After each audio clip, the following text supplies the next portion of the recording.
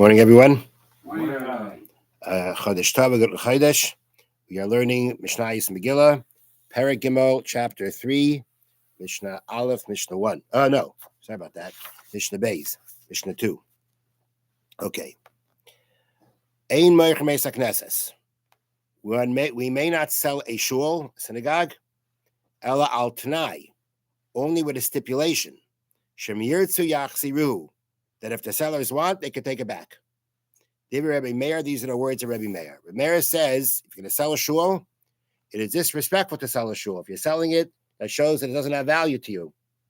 And therefore, if you sell it, you have to sell with a condition that if they want it back, that they can take it back. That shows that they're selling the shul because they don't have a choice. They need to for some reason.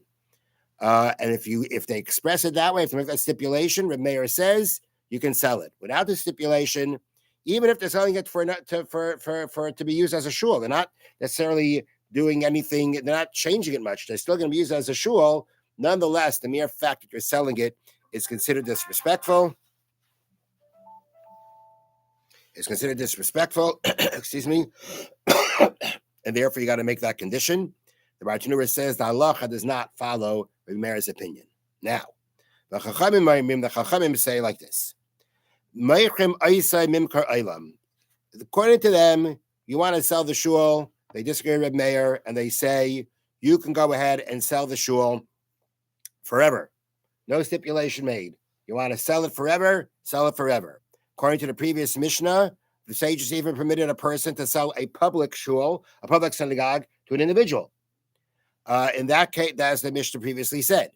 So they say if you're going to go ahead and you want to go ahead, if you're going to make the sale, they say that you can make a permanent sale. But there's four things that you cannot sell the shul for. La Merchatz, as a bathhouse. La Burski, as a tannery.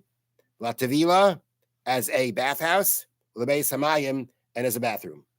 In all those things, even though the Chachamim say you can sell that shul, you can, according to what the Mishnah is saying now, you can sell the shul for anything, right? Except for these things that are considered too disrespectful to the fact that this was once a place of prayer. In these places, people are going undressed, or it gives out a bad odor, and therefore, to go ahead and change the shul into these four things, that not. So at the time of the sale, a stipulation, according to the Chachamim, they bring here in the notes, a stipulation has to be made. We're telling you the shul on the condition you do not turn it into these four things. But anything else, you would be able to. Now, we had in the previous Mishnah before that the sages, when they said you could sell you could sell the shul, the question was selling the shul to an individual or not. The individual was going to use it for a shul. And the Chachamim said, we had Rabbi Huda said, you can't sell it to the individual because it's going to lower the sanctity of the shul. You can't, without a minyan, you can't say Kaddish, you can't do certain prayers that add greater sanctity to the shul. And the Chachamim said, no, you could sell it even to an individual. According to this Mishnah now, the Mishnah is saying, sell it for anything, not just to another individual who's using it for prayers. Sell it for anything, just not for these four things.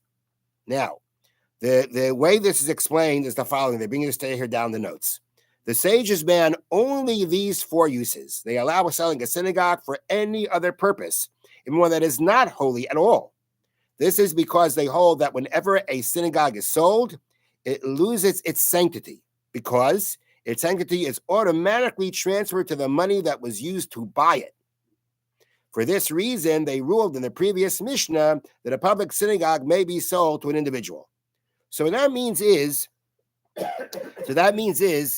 that the Chachamim are saying that, there's the shul and there's the money, right? The previous Mishnah also said the money for a shul has to be used for something holy. Yes, it has to be something either like itself or higher. Can't go lower. That's the money.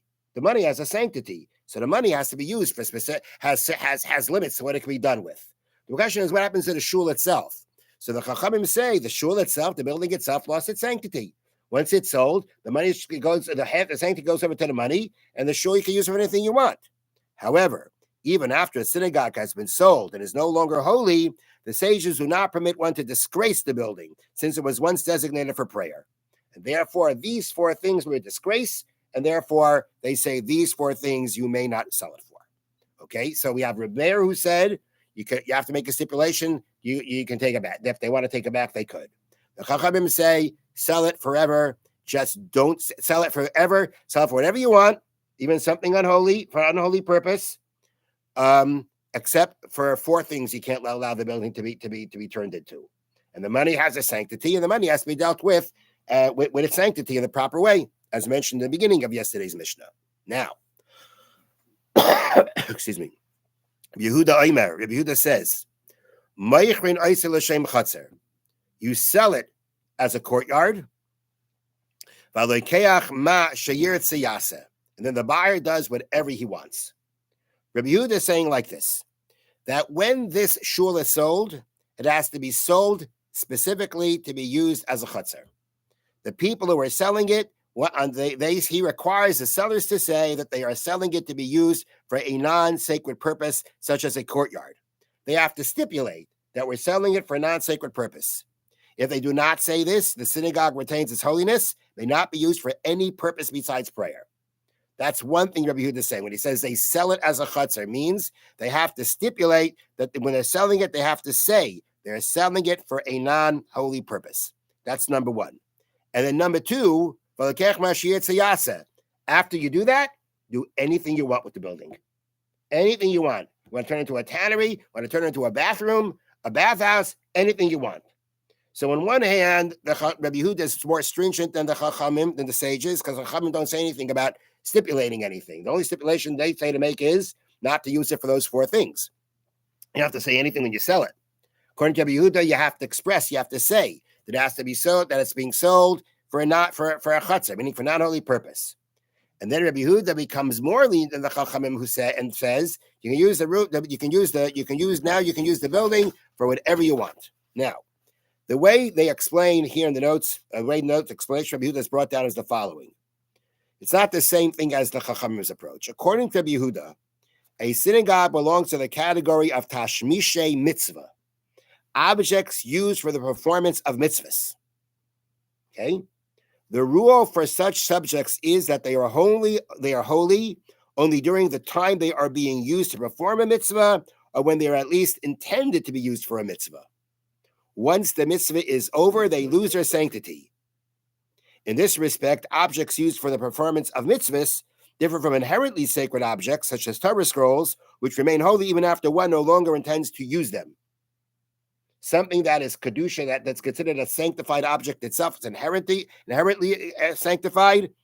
Even if you stop using it, it retains its sanctity. Tashmishe mitzvah, things used for the performance of the mitzvah, once they're no longer used for the mitzvah, they lose their sanctity. Rabbi Yehuda thus rules that if a synagogue is sold for an ordinary use, such as a courtyard, it loses its holiness. And since it is no longer holy, it may be used for anything. Rabbi Yehuda's view, this includes even the 4 degrading uses banned by the sages. So it's interesting. By him, it's not the point that it was once used for prayer. That's not the point. The point is it's tashmishe mitzvah. It's an object used for the performance of a mitzvah. The rule is once it's not intended to be used anymore, it loses its sanctity. And then after, do whatever you want. That's what happens to the shul. However, if the sellers do not say that they are selling the synagogue to be used for a non-sacred purpose, such as a courtyard, it retains its holiness. Meaning, if you don't, it's interesting. According to Yehuda, if you don't specify, if they don't say that they're selling it for a non-holy purpose, then we don't say that, well, it's not intended anymore. If you didn't say it, it remains that way. You have to declare that you're not using it anymore, then it loses holiness. If you don't declare it, it retains its holiness. Therefore, in the previous Mishnah, therefore, Yehuda forbade selling a communal synagogue to be used for an individual as a private place of prayer. Since it is still designated as a place of prayer, will continue to be used for the mitzvah, it retains the full holiness of a public synagogue, and thus may not be sold to an individual whose private use of the synagogue does not rise to that level of holiness. Meaning, according to the previous Mishnah, Yehuda said you cannot sell a public synagogue to a private synagogue, for a private synagogue. In this Mishnah, Yehuda says, you have a synagogue, as long as you declare that it's l'shem chatzar, do what you want with it. How does that work with what he said yesterday in the previous Mishnah? The answer is because it depends. That's why he says, Rabbi Yehuda, you have to sell it l'shem chatzer. You got to sell it for a non-holy purpose. Then it loses its sanctity, and then do what you want with it. But if you don't stipulate that, if you don't say that you're selling it for non-holy purpose, or in the case over there where basically you just sold it to the individual to continue using it for prayer, for the mitzvah of prayer, then it doesn't lose its sanctity. If it doesn't lose its sanctity, then you have to deal with the fact that you're taking it from a higher sanctity to a lower sanctity when it goes from a public synagogue to a private one. So that is how all these different opinions in the Mishnah play out.